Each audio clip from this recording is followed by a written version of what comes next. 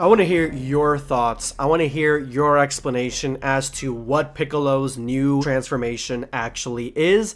Give me your theories before I even start with this video, before I even start going down this rabbit hole of Piccolo's new abilities, new power, what's going on with this transformation. I want to hear from you guys. Let me know in the comment section below and give me your ideas, because today we're going to dive into two of probably the best explanations for this transformation, and they're both canon friendly. I'm awake! I'm wide awake! I've gone down by saying that the new Piccolo transformation is rather lazy, that they could have done something a lot better. They could have made him a lot more unique looking and giving him a little bit more zest instead of doing these plain ass, boring ass, minimal transformations that they keep absolutely doing. And honestly, I even said that it was the same as giving Gas horns where his tiara with horns should be. Wait, don't be fooled. She's just a regular Malibu Stacy with a stupid cheap hat. She still embodies all the awful stereotypes she did before. But she's got a new hat.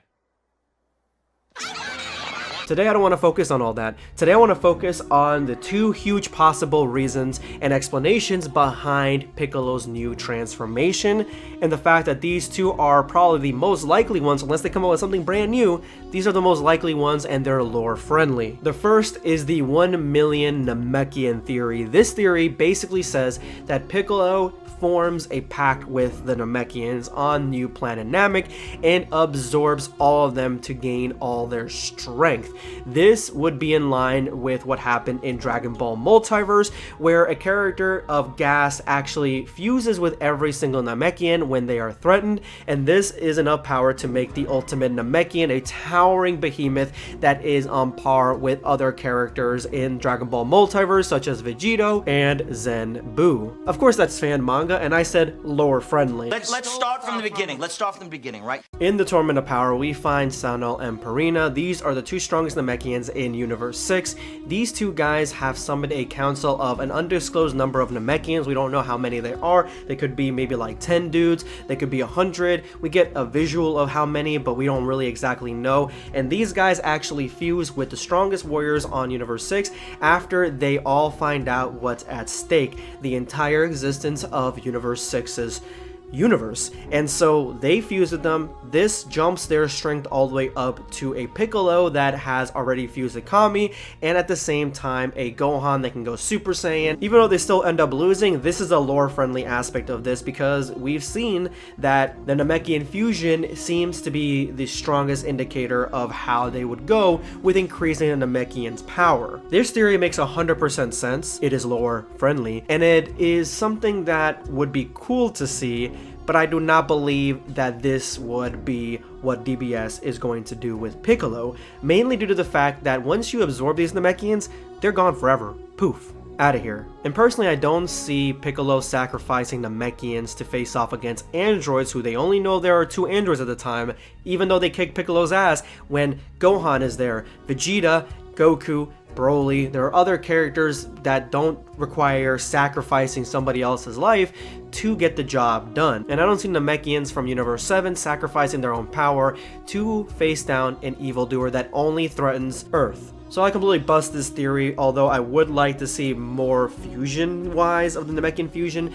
be explained. Next is the Nameless Namekian theory. This theory, to me, has the most amount of weight behind it, mainly due to the fact that it is lore friendly and it fits the theme of DBS superhero. The Nameless Namekian story goes like this. I thought that if I wandered too far from where I awoke, no one would be able to find me. So there I stayed, patiently awaiting the arrival of my salvation.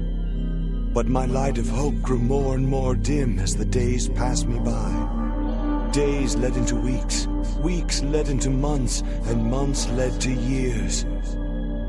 Finally, after more years than I care to remember, I left Yunzabit Heights behind me. Sometimes I would return there, but I never found any sign of my people. The Namekian had an interest in being the guardian of Earth, but the Guardian says you have too much evil in your heart to do so. So the Nameless Namekian rips that evil out of him, making two individuals, one named Kami, one named Piccolo. That is Demon King Piccolo. And this actually reduces their power completely to the point where when they are fused, they're stronger than a Super Saiyan. But this all has its roots in Dragon Ball, and seeing as how the revival of the Red Ribbon Army is a huge player in this movie, and we're going back to Dragon Ball days, it doesn't take a far stretch to realize that this would be a great way to increase Piccolo's strength by looking back into his past as the Nameless Namekian. First and foremost, the Nameless Namekian kind of looks like Piccolo's new form. Just the facial features, how big and bulky he is, it looks very similar to him. Next, in the manga, Grand Elder Guru believes that no ordinary Saiyan could defeat the Nameless Namekian,